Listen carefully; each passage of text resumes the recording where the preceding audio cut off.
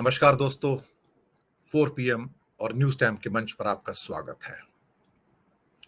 दोस्तों, बात रेवड़ियों की और रेवड़ियां कौन बांट रहा है और कौन दूसरों को उलाहना दे रहा है या तंज मार रहा है। कभी-कभी हकीकत की दुनिया में झांक कर देख लेना अच्छा है कि जो लोग दूसरों को तंज मारते हैं, दूसरों पे टोंट करते हैं, उनका अपना जो कार्यकाल है वो कौन सी रेवड़ियों में से गुजर रहा है। मैं बात कर रहा हूं कि मोदी सरकार ने या प्रधान सेवक जी ने ना जाने कितने तंज मारे, कितने टोंट कसे कि ये मुफ्त की रेवड़ियां बांटना बंद करो। और पहला अटैक केजरीवाल के ऊपर कि मुफ्त की बिजली, पानी, शिक्षा, स्वास्थ्य। दूसरी बात, इस देश में मुफ्त की रेवड़ी सबसे ज्यादा कौन बांट रहा है? जो सबसे ज्यादा रेवड़ी बांट रहा है मुफ्त की, वही दूसरों के ऊपर टॉन्ट कर रहा है।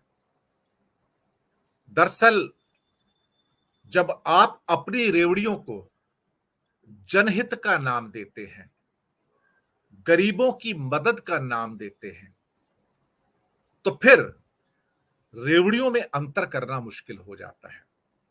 यानी कि दूसरे की रेवड़ी रेवड़ी और हमारी रेवड़ी जो है वो हम गरीबों के मसीहा है, इसलिए हम उनकी मदद करते हैं। मैं अपने मुद्दे पर आऊं इससे पहले आपसे गुजारिश, 4 पीएम के मंच को सब्सक्राइब कीजिए और साथ में न्यूज टाइम दिनेश के वोरा यूट्यूब चैनल को भी सब्सक्राइब कीजिए ताकि अच्छी पत्रकारिता आप तक पहुंच सके। आते हैं विषय पर। अभी फिर से मुफ्त राशन दिसंबर तक बढ़ा दिया गया प्रधान सेवक के द्वारा। दलील यह दी गई कि त्योहारों का मौसम है, इसमें गुरु नानक बर्थडे है, नवरात्रे हैं, दिवाली है, दशहरा है, ईद है, छठ पूजा है, क्रिसमस है और ऐसे में गरीबों के घर में अनाज होना बहुत जरूरी है। 82 करोड़ लोग भूखे, जी हां, उनके पेट में दाना नहीं है और अब उन्हें ये 5 किलो अनाज और मिलेगा दिसंबर तक, ताकि गुजरात चुनाव और हिमाचल के चुनाव से निपटा जा सके। जब स्टेट वाले, जिनको रेवड़ियां कहा जाता है, जब वो बांटते हैं तो बेचारे 2000, 3000, 4000, 5000 करोड़ की बांटते हैं और जब ये 3 महीने का बांटते हैं तो एक लॉट में 45,000 करोड़ की रेवड़ी बांटते हैं। यानी कि इनकी होलसेल की दुकान है रेवड़ियों की। पर दूसरा, अगर छोटा 100-100 ग्राम भी रेवड़ी बांटता है तो इन्हें नागवार गुजरता है कि वो 100 ग्राम रेवड़ी बेच कैसे रहा है, उसको क्या अधिकार है, क्या उसने मुझसे पूछा कि मैं ये फ्री दूं या ना दूं। लेकिन प्रधान सेवक जी, आपका अधिकार सिर्फ आपके केंद्रीय बजट तक है। आपका अधिकार स्टेट गवर्नमेंट के बजट पर नहीं है। आप उसके मालिक नहीं हैं। उसके मालिक मुख्यमंत्री होते हैं और किस ढंग से जनता को राहत देनी है ये वो जानते हैं। दरअसल बहुत सारे लोगों को मसीहा बनने का शौक होता है और प्रधान सेवक जी को लगता है कि उनसे बड़ा मसीहा इस दुनिया में कोई पैदा नहीं हुआ और सिर्फ वही मसीहा बन सकते हैं, बाकी कोई मसीहा नहीं बन सकता। वही एक गॉड है जो गरीबों के मसीहा बनकर आए हैं। बाकी कोई इस दुनिया में हिम्मत ना करे भारत में कि कोई मसीहा बनने का प्रयास करे। इन्हें फ्री की बिजली और पानी बहुत चुभता है प्रधान सेवक जी को। इन्हें फ्री शिक्षा और फ्री स्वास्थ्य जो लोगों को दिया जाता है वो भी बहुत चुभता है इनको। लेकिन क्या सोच के जब अब आप कहते हो कि भारत 5वीं सबसे बड़ी अर्थव्यवस्था है, भारत ने तो ब्रिटेन को भी बीट कर दिया है, अब हमारा नाम दुनिया के अंदर है, भारत के तो डंके बज रहे हैं, ढोल मजीरे बज रहे हैं, तो फिर 82 करोड़ लोग भूखे और नंगे क्यों हैं इस देश के अंदर, जिन्हें आपके फ्री आटे की और चावल की जरूरत पड़ती है? क्यों फिर उनको 2 रुपए किलो गेहूं, 3 रुपए किलो चावल और 1 रुपए किलो का मोटा अनाज दिया जाता है, जिसके लिए आपने 2 लाख करोड़ से ज्यादा इसी बजट में तय किए? दरअसल तंज कसना बहुत आसान है, टॉन्ट मारना बहुत आसान है, और दूसरों को टॉन्ट मारने के बाद जब खुद 5 किलो फिर से एक्सटेंड करते हैं, तो ये कौन सी रेवड़ियों में आता है साहब? केजरीवाल अगर कुछ दे तो रेवड़ियां हैं कि वो रेवड़ियां बांट रहे हैं, और आप प्रधान सेवक जी, आप कुछ दे तो आप गरीबों के मसीहा हैं। क्या वो बिजली जो देते हैं 200 यूनिट दिल्ली के अंदर या 300 यूनिट पंजाब में, क्या वो गरीब किसान नहीं है? क्या वो मजदूर नहीं है? क्या वो निम्न वर्ग के सदस्य नहीं है? अगर उनके 1,500 रुपए महीने में बिजली पानी के बच जाते हैं, तो प्रधान सेवक जी, भारतीय जनता पार्टी को दर्द क्यों होता है? वो तो फिर हो सकता है 2,000, 3,000, 4,000 करोड़ की सब्सिडी देते हैं, जिन्हें आप रेवड़ियां कहते हैं, और आप एक लॉट में 45,000 करोड़ देते हैं। किस अधिकार से आप देते हैं? किसी से पूछा आपने? किसी से आपने पूछा कि अपनी मर्जी से ही आप सब कुछ करते हैं? क्योंकि आपको तो पूछने की आदत नहीं है, आप सलाह किसी से लेते नहीं हो, और किसी को ये परमिशन भी नहीं देते कि कोई आपसे पूछ ले, कोई प्रश्न पूछ ले। ये आपको नागवार गुजरता है। आदरणीय प्रधान सेवक जी, ये 45,000 करोड़ रुपए जो खर्च कर रहे हैं, जो मसीहा बनने के लिए, ये क्या आप दे रहे हैं? ये क्या आपकी पार्टी दे रही है? ये जो टैक्स पेयर है हम जैसे, ये हमारा पैसा दिया जा रहा है। अब स्थितियां ऐसी हैं भारत में, पहले तक तो ठीक था कि now it's robbing the Peter to pay the Paul. आप एक वर्ग को लूट कर दूसरे को दे रहे हैं ये, और मुफ्तखोरी की एक तरह से कहा जाए तो आदत लगा रहे हैं। भारत के 82 करोड़ लोग अब इस बात से आश्वस्त हैं कि उन्हें अनाज तो खाने को मिलेगा, उसके बाद काम करने की जरूरत क्या है, यानी कि मुफ्तखोरी की जो आदत है वो भी आपने ही डाली है। कोविड टाइम तक तो ठीक था, लेकिन 7 टाइम एक्सटेंशन देना, इसमें आप तो जस्टिफाई कर देंगे, और आपके तो मिनिस्टर आते हैं, आपका नाम लेते हैं, आपका नाम आदरणीय और सम्मानीय से करते हैं। किसी की हिम्मत नहीं भाजपा के स्पोक्स पर्सन की या मंत्री की या एमएलए एमपी की कि आपके नाम को नरेंद्र मोदी कह सके। उन्हें कहना पड़ता है कि आदरणीय नरेंद्र मोदी, सम्मानीय नरेंद्र मोदी। आप ही तो सम्मानीय हैं, आप ही आदरणीय हैं। भारत की जनता थोड़ी आदरणीय साहब, भारत की जनता थोड़ी सम्मानीय है। उन्हें सम्मानीय कह के नहीं बुलाया जाता, आदरणीय कह के नहीं बुलाया जाता, आपको बुलाया जाता है। आप आदरणीय हैं। आपको पूछने की जरूरत नहीं पड़ती कि पैसे कहां से आएंगे, क्योंकि आप तो लोन पे लोन लेते चले जाओगे और छोड़ जाओगे पीछे भारत, जो लोन के पीछे, लोन के अंदर मरता तिल तिल मर जाएगा। कई नस्लें गुजर जाएंगी, लेकिन आपके लिए वे लोन नहीं चुका पाएंगे। आपने गर्त में डुबो दिया है भारत को लोन के, कर्जा, जिसे डेथ ट्रैप कहते हैं। ये डेथ ट्रैप नहीं है, ये डेथ ट्रैप है। आपकी निर्मला सीतारमन जी 1 लाख करोड़ के बॉन्ड्स को लेके इतना हल्ला मचाती हैं कि हम उसके बोझ तले दब गए। वो ऑयल बॉन्ड्स नहीं लिए होते तो आज भारत शायद अमेरिका से बड़ी, क्या कहते हैं, अर्थव्यवस्था हो जाता था। कहने का मतलब ये है, उस 1 लाख करोड़ का रोना तो बहुत रोते हैं, लेकिन कभी सोचा कि आपने कितने लाख करोड़ लिए? जनता को बताया आपने कभी आके कि मैंने इतने लाख करोड़ के लोन लिए हैं?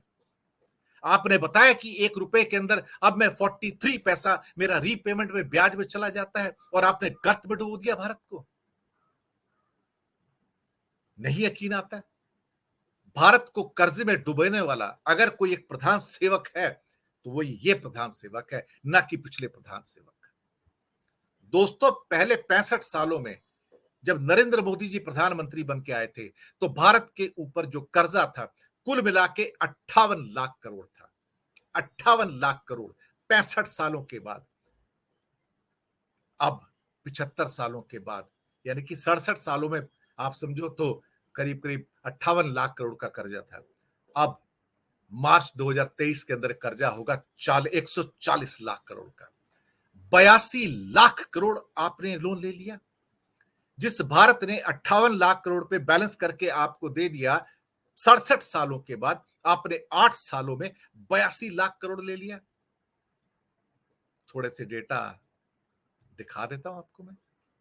रेवड़ियां कौन बांट रहा है? फैसला तो आप खुद ही करेंगे ना अल्टीमेटली। दोस्तों, 40 लाख करोड़ का बजट इस साल का, 40 लाख करोड़ का केंद्र का बजट, जिसमें 16.6 लाख करोड़ की बोरोविंग्स थी, यानी कि लोन लेने थे। हमारे अपने पास कितने पैसे थे? मुश्किल से 23 लाख करोड़, बस 23 लाख करोड़ जो टैक्स आता है और जो बाकी रेवेन्यूज आते हैं। अब फूड, फर्टिलाइजर और फ्यूल, अभी जो एक्स्ट्रा और 45,000 करोड़ जुड़ गया, तो इसके अंदर जब देखोगे तो 1.5 लाख करोड़ और जोड़ दिया इसी कुछ महीनों में मोदी जी ने। अब टोटल हमारी बोरोविंग्स होती है इस साल में 40 लाख करोड़ में से 17.5 लाख करोड़। तो हमारा अपना रेवेन्यू क्या है इसके अंदर? मुश्किल से 22 लाख करोड़, 22.5 लाख करोड़ 40 लाख में। तो इस साल जो हमने रीपेमेंट करनी है, ₹1 का टैक्स आता है तो 43 पैसे हम रीपेमेंट में दे रहे हैं, 43 पैसा, यानी कि हमारे पास क्या बचता है गुजारा करने को? 57 पैसा। और अगले साल ये बढ़ के 45, 46 पैसा हो जाएगा। और 2-4 साल के अंदर, 3 साल के अंदर, 4 साल में ये 50 पैसा क्रॉस कर जाएगा, यानी कि 100 पैसे का रेवेन्यू आएगा, 50 पैसा रीपेमेंट में चला जाएगा। और यही रीपेमेंट जो मनमोहन सिंह के टाइम में था, 25 पैसे से नीचे था। तो डुबोया हमको किसने अल्टीमेटली?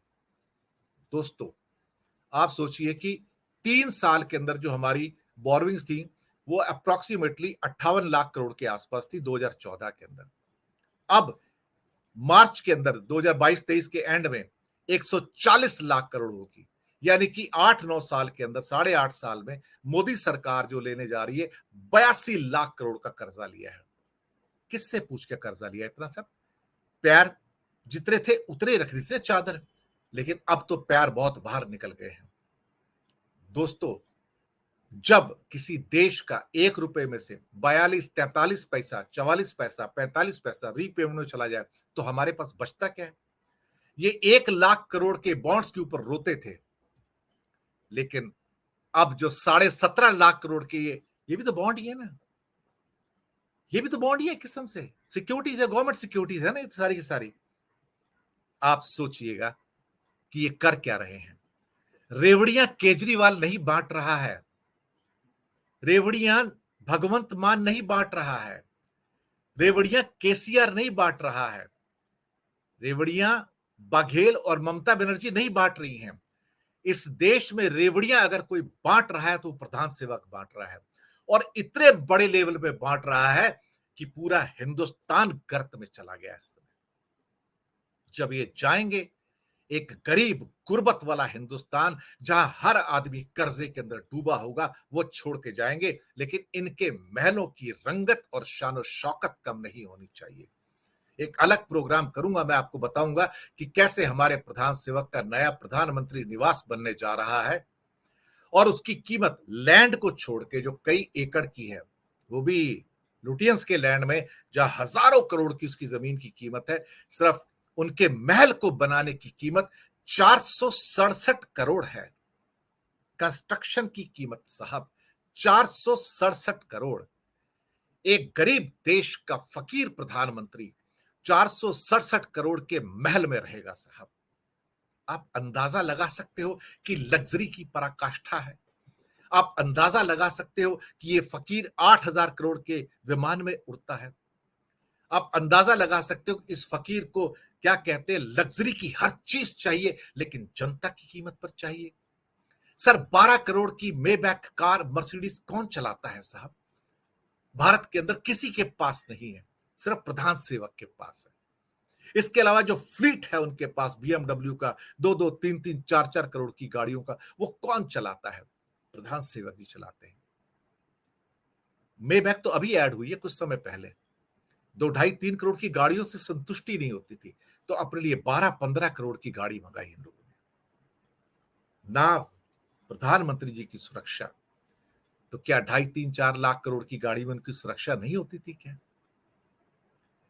दोस्तों, फकीर वो होता है जिसे लाल बहादुर शास्त्री कहते हैं, जिसके पास अपनी एक कार नहीं थी और जो सिंपल से प्रधानमंत्री के बंगले में रहता था। बल्कि वो प्रधानमंत्री निवास में भी नहीं रहते थे, वो तो दूसरा एक घर था, बंगला जो पहले उनके पास था उसी में रहा करते थे। फकीर उसे कहते हैं जिसे चंद्रशेखर और चरण सिंह कहते हैं। फकीर उसे कहते हैं जिसे आई के गुजराल और देवगौड़ा कहते हैं। फकीर उसे कहते हैं जिसे मनमोहन सिंह या अटल बिहारी वाजपेयी कहते हैं, जो सिंपल लिबास पहनकर आते थे और कोई लग्जरी की बात नहीं करते थे, एम्बेसडर की गाड़ी में आते थे और चले जाया करते थे। लेकिन साहब, दूसरों को रेवड़ियों का तंज मार मार के और खुद उसके बाद इतनी बड़ी रेवड़ियां एक साथ में दे देते हैं और उसके बाद जनता का मसीहा बनने का प्रयास करते हैं कि मुझसे बड़ा मसीहा हिंदुस्तान में कोई पैदा नहीं हुआ। केजरीवाल बेचारा गरीबों को शिक्षा और स्वास्थ्य, और वो मेड सर्वेंट्स हैं, उनको महिलाओं को फ्री में बस में ट्रैवल, थोड़ी सी फ्री बिजली, तो इन्हें दुख होता है कि ये कैसे चले गए, क्योंकि इनके हिसाब से तो पैसा जो भी आएगा वो बड़े अडानी अंबानी के पास जाना चाहिए, गरीब के पास कैसे चला जाए साहब। और गरीबों को भूखा रखा जाता है, तो 82 करोड़ लोगों को अगर 5 किलो की नौबत आती है तो कौन भूखा रख रहा है 82 करोड़ को? अगर भारत पांचवी बड़ी अर्थव्यवस्था बना तो फिर ये 82 करोड़ भूखे नंगे क्यों है भारत के अंदर? इसका मतलब है कि जो समृद्धि आ रही है वो कुछ हाथों तक सीमित है और बाकी 100 के 100 करोड़ लोग आज भी संघर्ष कर रहे हैं। मैं आपको इसके साथ एक डेटा जो कल के थे वो भी बता देता हूं, ताकि अभी आपको पता लग जाए कि ये कितने इंपॉर्टेंट चीजें हैं। यहां पर उच्च आय का वर्ग होता है, then high middle income group होता है, मिडिल इनकम ग्रुप होता है, लो इनकम ग्रुप होता है एंड लोएस्ट इनकम ग्रुप होता है। ये लोग कितने पैसे खर्च करते हैं और कितने लोगों की पॉकेट में कितने पैसे हैं और भारत में कितने गरीब हैं, इससे आप अंदाजा लगा पाएंगे। ये प्यू रिसर्च का कल का डेटा आए हैं। भारत में जो लोग 4,000 रुपए पर डे से ज्यादा खर्च करते हैं, 4,000 रुपए पर डे से ज्यादा प्रतिदिन खर्च करते हैं, उनकी आबादी सिर्फ 20 लाख है, 140 करोड़ में। सिर्फ 20 लाख टोटल, ये फैमिली नहीं है, 20 लाख टोटल। जो हाई मिडिल इनकम ग्रुप है, जिनकी खर्चा प्रतिदिन का 1600 रुपये से लेके 4,000 रुपए तक है, वो 1.6 करोड़ है। यानी कि 1,60,00,000 लोग ऐसे हैं जो प्रतिदिन 1600 से लेके 4,000 तक खर्चा करते हैं। मिडिल इनकम ग्रुप 6,60,00,000 लोग भारत में ऐसे हैं जो प्रतिदिन 816 रुपए से लेके 1600 रुपए तक खर्च करते हैं। अगर जो 1600 भी खर्च करता है तो वो भी जो टोटल मिला के 48,000 तक ही आता है, इससे ऊपर नहीं आता है। ये सिर्फ 6.6 करोड़, ये सारा मिडिल इनकम ग्रुप यहां तक खत्म हो गया, कहानी खत्म हो जाती है। निम्न वर्ग 164 रुपए से थोड़ा सा ऊपर, 164 रुपए से थोड़ा सा ऊपर इनकी इनकम होती है 5,000 और 10,000 रुपए के बीच में। इनकी संख्या है 13.4 करोड़, 13 करोड़ 40 लाख। अब आते हैं 116 करोड़ लोगों का वो बंच भारत का, कितना? 116 करोड़, जो प्रतिदिन जो खर्च करते हैं 163 रुपए से कम खर्च करते हैं। यानी कि भारत में 116 करोड़ लोग ऐसे हैं जिनकी इनकम, उनकी फैमिली इनकम 5,000 रुपए प्रति महीने से कम है, या कुछ को मिला लो तो 5,000 और 10,000 के बीच में। ये किसकी वजह से है सब? भारत पांचवी बड़ी अर्थव्यवस्था बनता है, बड़े बड़े लोगों के सामने बातें की जाती हैं, तो फिर ये गरीब क्यों है? फिर ये फ्री अनाज क्यों दिया जा रहा है? ऑलरेडी उनको 2 रुपए 3 रुपए 1 रुपए में अनाज दिया जाता है, 20-20 30-30 किलो अनाज दिया जाता है महीने में, फिर फ्री क्यों? क्योंकि वोट चाहिए, क्योंकि रेवड़ियां बांटने का शौक प्रधान सेवक जी को है। जितनी रेवड़ियां ये बांटते हैं, हिंदुस्तान में कोई नहीं बांटता है। लेकिन अपने आप को बचाने के लिए दूसरे के ऊपर तंज कसना जरूरी है। तब केजरीवाल जब 3,000 करोड़ की रेवड़ी बांट देते हैं तो उसे ये रेवड़ियां लगती हैं, और जब ये खुद एक स्ट्रोक के अंदर 45,000 करोड़ की रेवड़ी जो फ्री अनाज कर दिया 3 महीने को, 15,000 करोड़ पर मंथ, तो इसे कहते हैं कि हम तो गरीबों के मसीहा हैं। खुद फैसला कीजिएगा दोस्तों, कौन सच्चा और कौन सच्चा नहीं। फीडबैक दीजिएगा, प्रोग्राम कैसा लगा। 4 PM न्यूज टाइम दिनेश के वोरा के मंच को सब्सक्राइब कीजिएगा।